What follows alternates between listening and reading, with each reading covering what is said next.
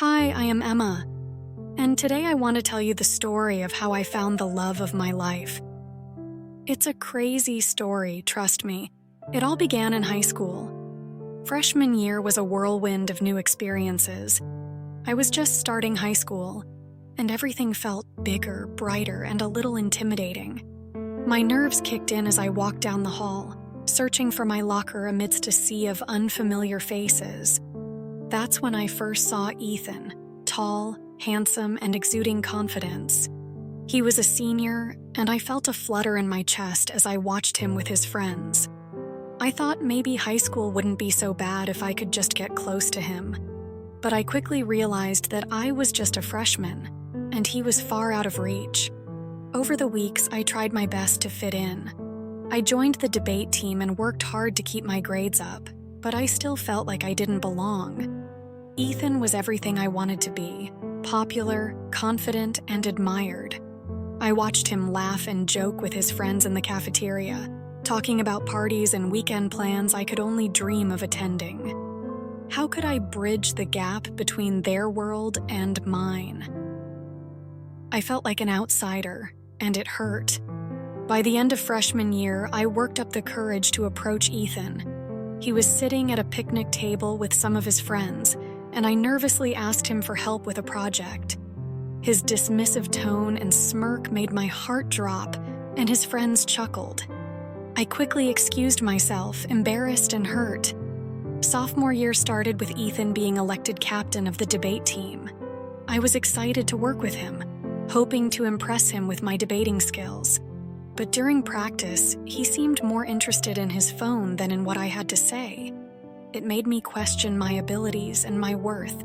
The first school dance of the year was coming up, and I hoped it would be my chance to get closer to Ethan. I spent hours getting ready and buying a new dress, but when I arrived at the dance, he was surrounded by a group of girls. My heart sank as I watched him dance and laugh with them.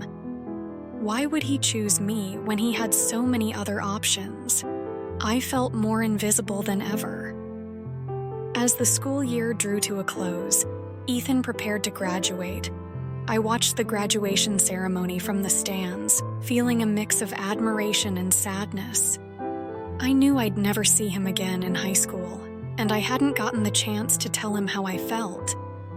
Maybe it was for the best. He never even knew I existed. By junior year, I'd started to change. My braces were off, and I switched to contact lenses. I began to take better care of myself, and my confidence grew. My grades were still strong, and I was focusing on my future. It was time to focus on myself and leave the past behind. One day, Ethan returned to our high school for an alumni event.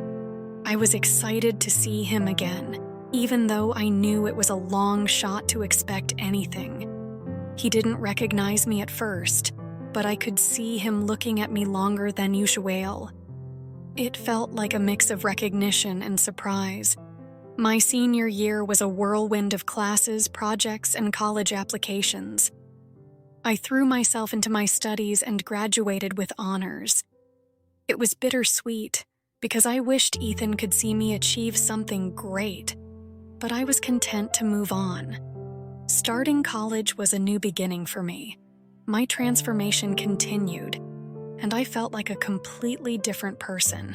My confidence soared, and I was determined to make the most of my college experience. It was my chance to reinvent myself and leave the past behind. One day, as I was walking to class, I saw Ethan in the hallway. He was now a senior in college, and I was a junior. He seemed to recognize me this time, and his gaze lingered on me. His eyes widened as if seeing me for the first time. Ethan started pursuing me relentlessly, trying to impress me with his charm and confidence. He invited me to coffee, study dates, and even dinner, but I kept my distance.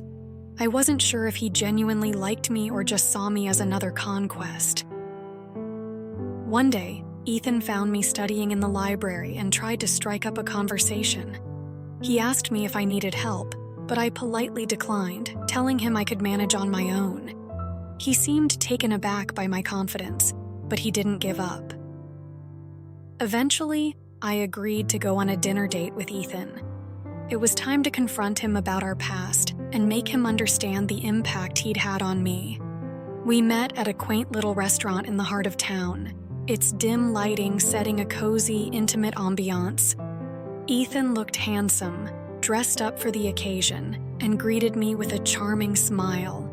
As we settled in at our table, Ethan ordered us drinks and started the evening with small talk. We reminisced about high school, but I could tell he was eager to talk about something deeper.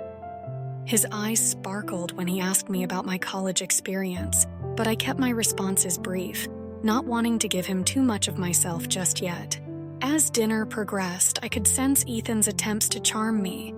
He asked about my classes and my future plans, feigning genuine interest in my life. But his true intentions became clear when he said, "You know, Emma, I've been thinking about you a lot since we bumped into each other at school. You've changed so much since high school. You're stunning."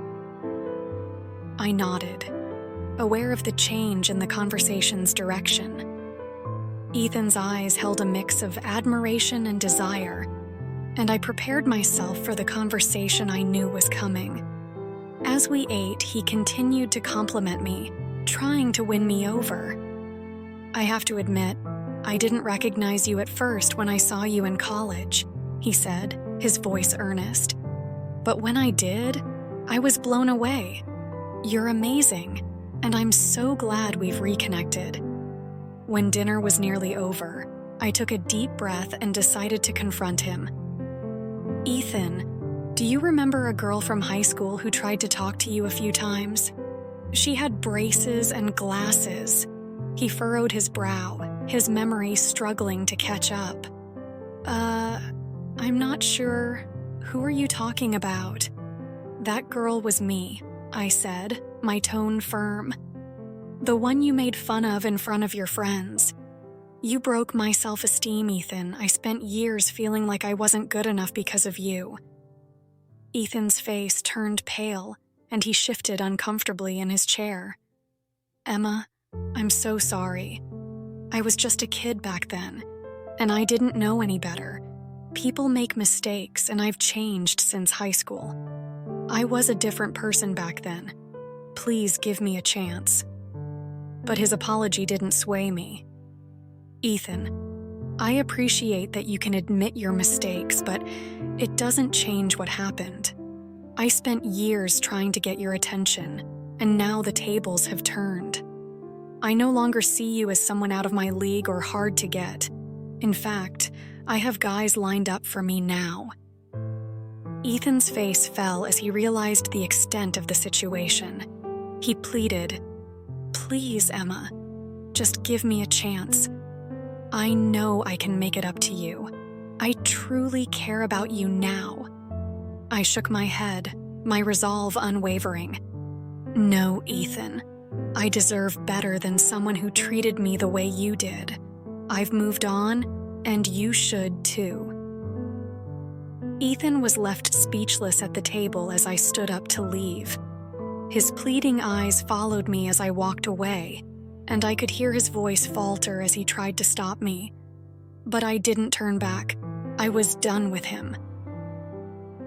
After leaving Ethan at the restaurant, I walked straight to Luke, my close friend from high school. He was waiting for me outside, his kind eyes searching my face for signs of how the date had gone. His presence alone was a comfort, the kind of warmth that washed over me like a soothing balm. "How did it go?" he asked, a hint of concern lacing his voice. He held out his hand, and I took it, allowing myself to be enveloped in his care. "It went as expected," I said, my voice soft but resolute. "I told him off, Luke. He doesn't deserve a second chance after everything he put me through." Luke nodded, squeezing my hand gently, his expression a mix of pride and relief. "You did the right thing, Emma. You deserve so much better." We walked in silence for a few moments. my mind racing as I thought about the difference between Ethan and Luke.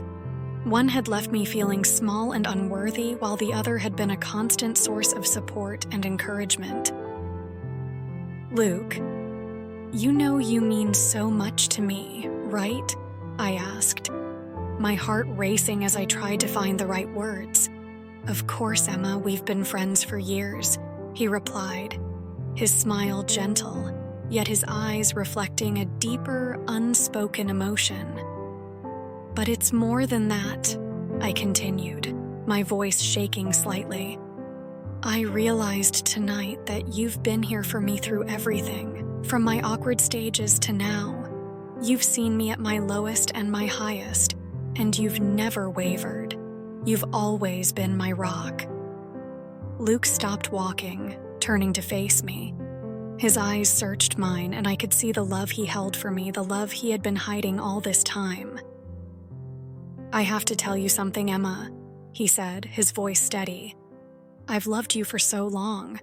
Watching you go through everything you did, it was hard.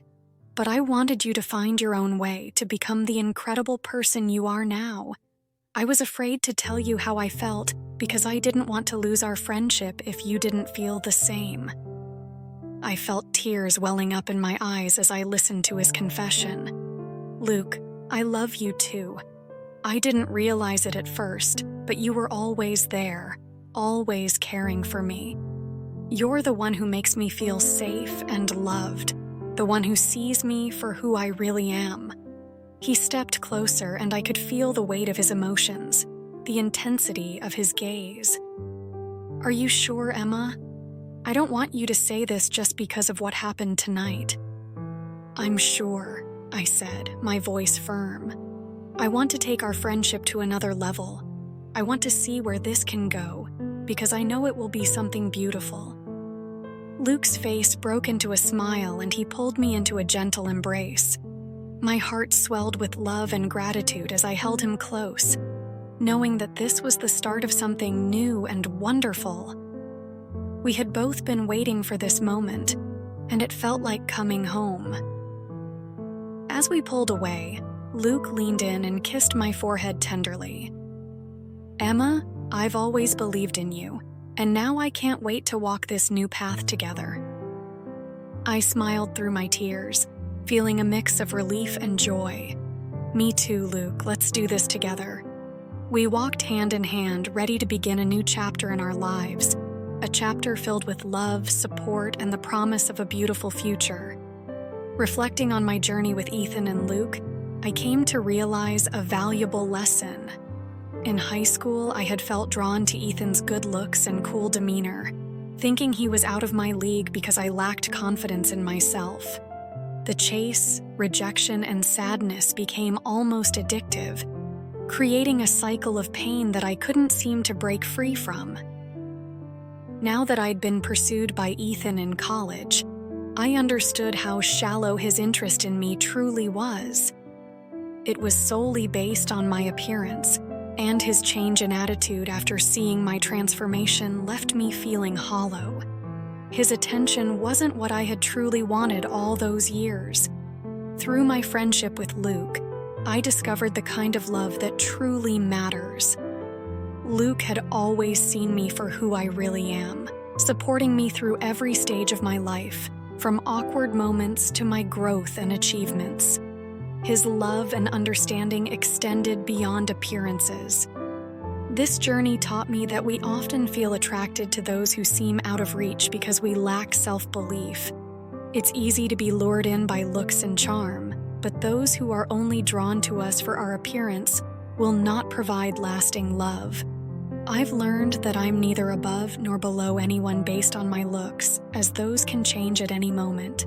True love is about finding someone who understands your soul, who values your heart and mind over your outward appearance.